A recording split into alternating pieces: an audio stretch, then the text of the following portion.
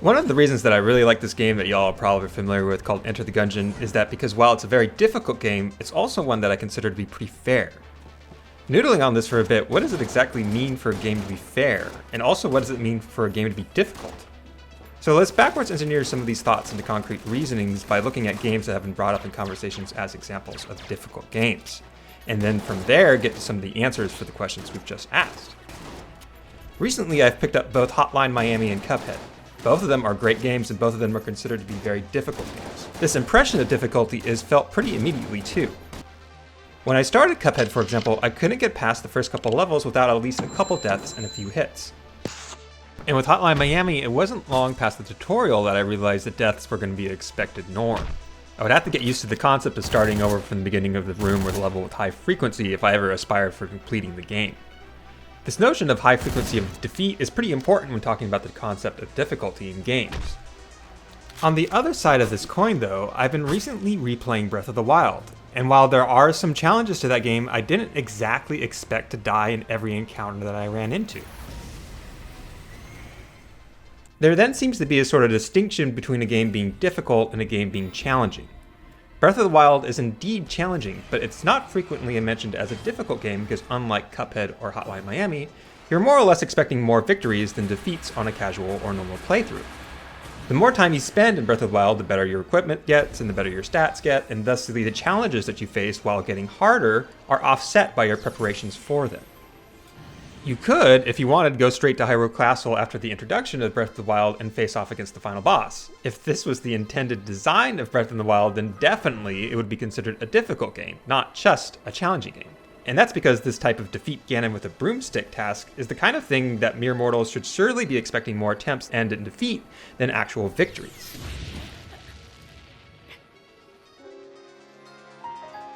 The difference then between just a challenging game and a difficult game, given a normal player's reflexes, control, and mind, are really the frequency of defeat or failure that is usually held before the final victory. A game with frequent or common setbacks so that in order to overcome these setbacks, the average player must significantly invest their time or talents to achieve victory is a difficult game. With that understanding then, how does this relate to fairness?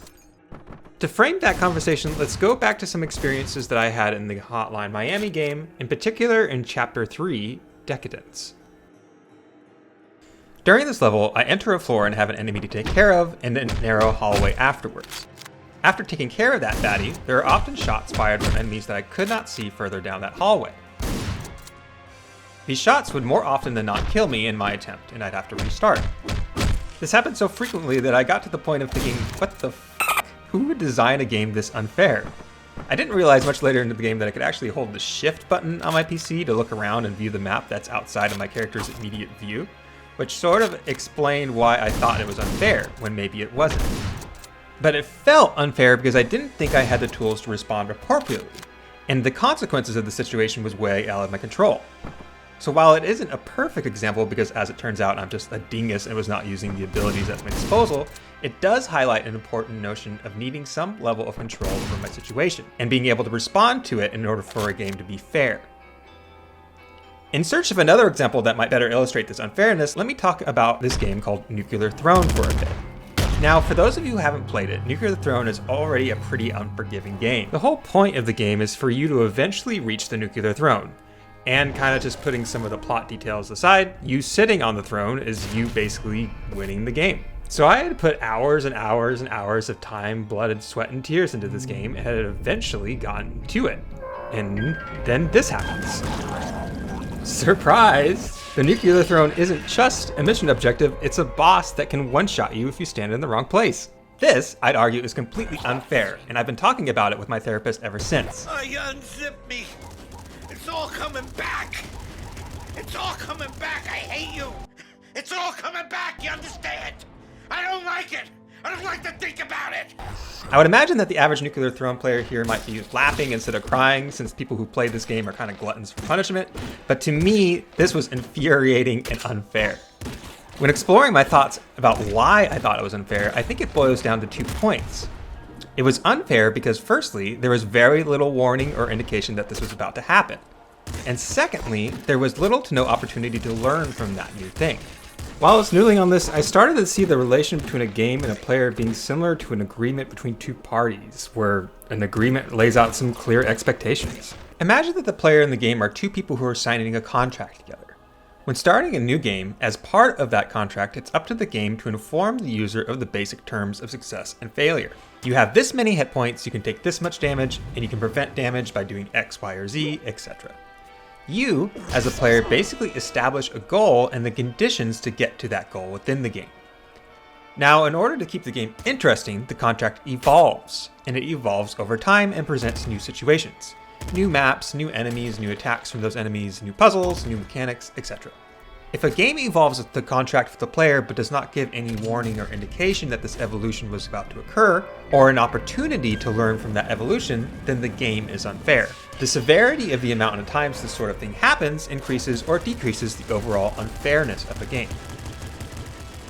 Coming back to Nuclear Throne as the example, this situation is unfair because even with the contract as it evolved, it wasn't a situation that I could respond to.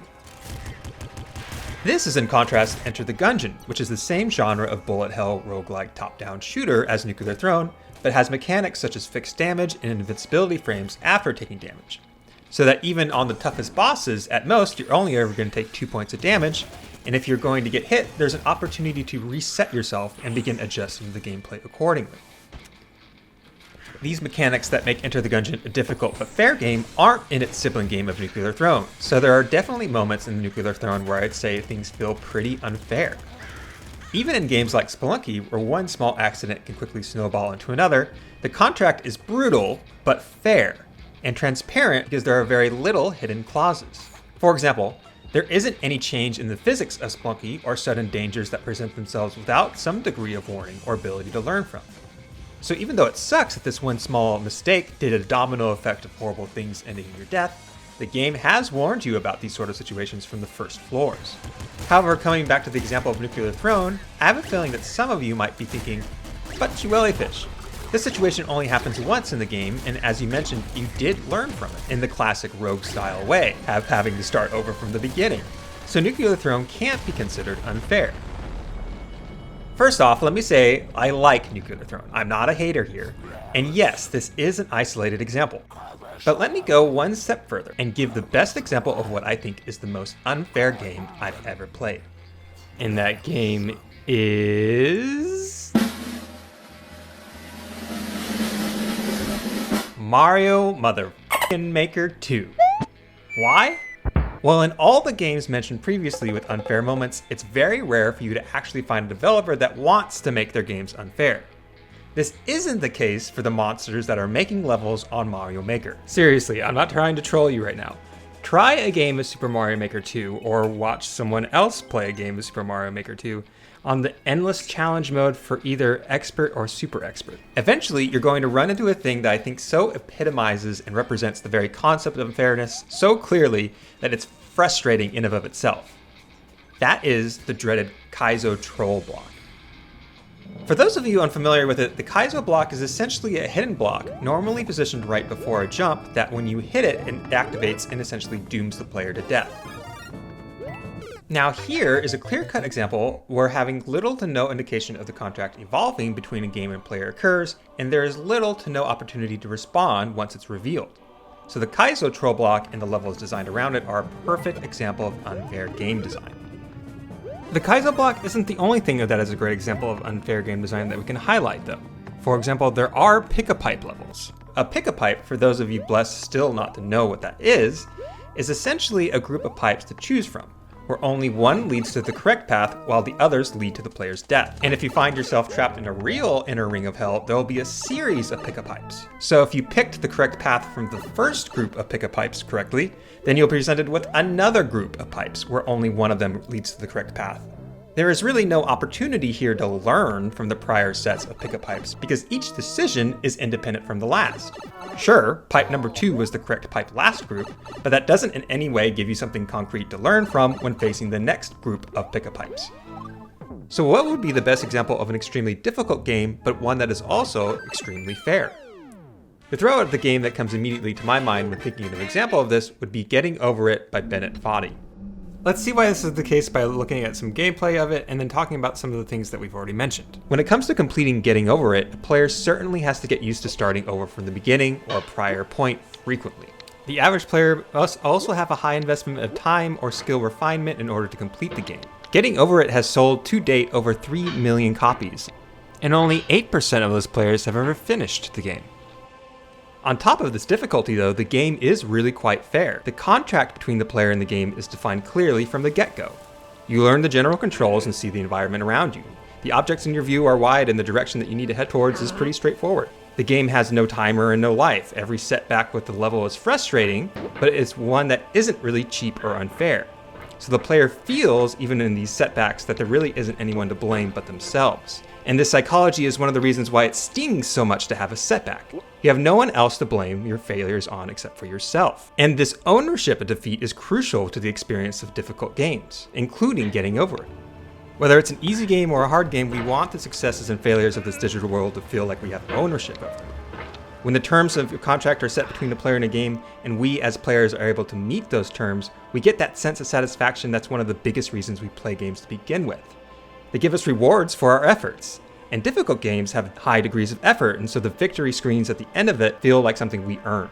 Or at least that's why I like playing games that are sometimes considered difficult, and why I don't like playing games that are unfair, since I want a challenge, but I don't want to be frustrated. And I'm okay with putting in the time to, quote, get good. Speaking of time, thanks for taking your time to watch this video. I appreciate you, and I hope to catch you next time.